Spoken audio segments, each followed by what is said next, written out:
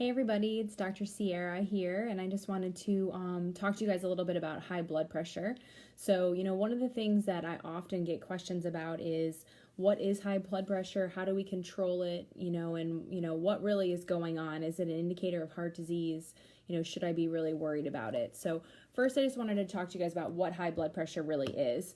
So, what blood pressure is it means it's measuring what the force of the blood pushing against your vessel walls. The higher the pressure, it means that your heart has to work even harder to get that blood circulating to your body, as well as low blood pressure means it doesn't need as much force to get the blood circulating to your body. So, and about 25% of the population here in the United States has high blood pressure, and I'm going to give you the ranges here in just a minute. But basically, having high blood pressure isn't a sign that, morbidity, mortality, but it leads to other more serious conditions. It can lead to hardening of your arteries, stroke, it can cause kidney disease, and then ultimately it can cause heart failure. So let's talk about what the normal range and what the high range really is, because I guess this is the question I get most often asked at the office. So number one, normal blood pressure is now considered between 130 and 139 for that top number, and between 80 and 89 for the bottom number. Standard used to always be 120 over 80. Most people still have that ingrained in their head. I do think that that's still a good benchmark, and that's a great number to remember. But now we're considering 130 to 139, the number for the top. So keep that in mind when you're getting your labs drawn or you're checking your blood pressure at home, so that way you know where you're at. High blood pressure or elevated blood pressure is considered when your blood pressure is over 140 over 90. So that's really your first warning sign that you need to make some changes. So if that's the range that you're in, I'm glad you caught it early. And I'm going to talk to you about 4 ways that you can make different changes to naturally help lower your blood pressure. And then last but not least, hypertension is considered when you're 180 over 120, okay? So those are the numbers that you want to try to remember. Of course, if you come by the office or comment on here, I can post those in the comments for you guys if you want me to repeat that. But basically, when you have high blood pressure, it's considered one of the silent killers out there because a lot of people don't check their blood pressure on a regular basis. You can definitely check it at Walgreens. Your primary should be checking it every time you're going. You can also get a cuffer at home. They're really cheap. They're like $20. So it's something that you can keep an eye on if you have a concern, a family history, and so forth of those different things. Also, I encourage, as we get older, so I'm in my mid-30s, and, I think that it's important to kind of know what your normal range is, because you might go to the doctor. So every time I go to the doctor, number one, my blood pressure is elevated for what I am. My normal blood pressure is often 100 over 60. Even now that I'm pregnant, that's pretty much my normal range. So my blood pressure, if it started getting up to 120 over 80, that's kind of when I would start being concerned. But again, I measure mine very often, so I know what my normal range is. So keeping track of that's not a bad thing. Even doing it once or twice a month, just to kind of have a gauge on where you're at, and just keep a track of it in your phone or something like that. That's an easy thing to do. So that's my first tip. And today I wanted to talk to you guys about 4 strategies and how you can help manage your blood pressure. Number one, you can't control your genetics, but there are things that you can control. So you can control being overweight, you control smoking, you control things like that, drinking too much alcohol, having a high sodium diet and things like that. So not having enough potassium, magnesium, that's keeping your electrolytes in balance. So basically making sure that you are managing the things that you have the ability to manage is important. I will tell you that, and if you haven't ever heard kind of my family history and one of the reasons why I'm so passionate about not only chiropractic, but also about health in general is, I unfortunately don't have the best genes. I know that my family has many issues of, heart disease. My grandfather died of heart disease. My grandmother fortunately lived till she was in her 90s.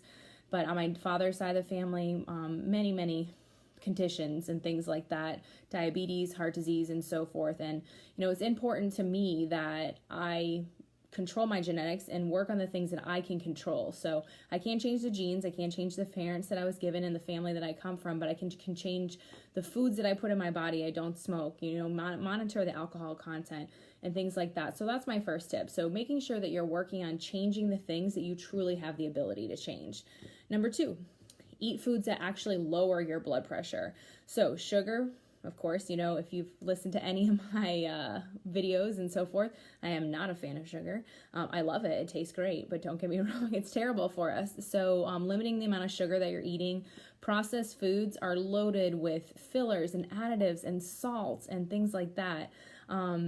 Damaged fats are one of the things that you can limit that can help with your blood pressure. So damaged fats are things like corn oil, canola oil, any of the things, Crisco, which I don't think they even sell too often anymore, but margarine, all of those damaged fats are things that we can actually start eliminating from our diet to help keep our blood pressure low. Also, if you have food sensitivities like gluten intolerance and so forth, that can really exacerbate your body, cause overall inflammation, and that will be one of the things that can cause you to have high blood pressure. So keeping that in mind, you have the ability to control what you put in your mouth. So making sure that you're eating nutrient-dense foods, raw vegetables and things like that can actually help improve your blood pressure in the long run. Keeping your inflammation at bay. I do have another video on here about inflammation if you have questions about that, but inflammation is the underlying cause of most diseases. So if we can keep that in control, then it's one of the best things we can do for our blood pressure. And that brings me to tip number 3, which is keeping your inflammation low. So when you lower your inflammation, or make sure that you don't have chronic inflammation, which is a huge problem in our culture, you can do that by eating foods that are high in great fats. Contrary to what we learned in the 70s, 80s, and 90s, or what we were taught, is that when you eat fat, you get fat and it kills your heart. That's not true. So one of the things that we want to do is make sure we're eating healthy fats to help keep the inflammation down. Healthy fats are wild-caught seafood. You know, of course, if you live here where I live, we live in a great area where we can get wild-caught fresh seafood all the time. If you need resources for that, just shout out to me and I can help you find that. Ground flaxseed is a great source of healthy fats. The one thing that I would say about ground flaxseed is it doesn't really taste like anything. You can put it in almost anything. Sprinkle it on your oatmeal if you're eating oatmeal, or your yogurt. We put tons of stuff in our smoothies. There's all kinds of good things you can hide in a really tasty chocolate peanut butter smoothie, which is my favorite. Chia seeds. I love chia seeds. They're great. They don't really have flavor again, but they have so many benefits. Number one, in lowering inflammation, like I'm talking about today. But the other thing that they have a great benefit of is making sure that your digestive system is staying healthy. They're like little vehicles in your digestive system to clear out those pathways.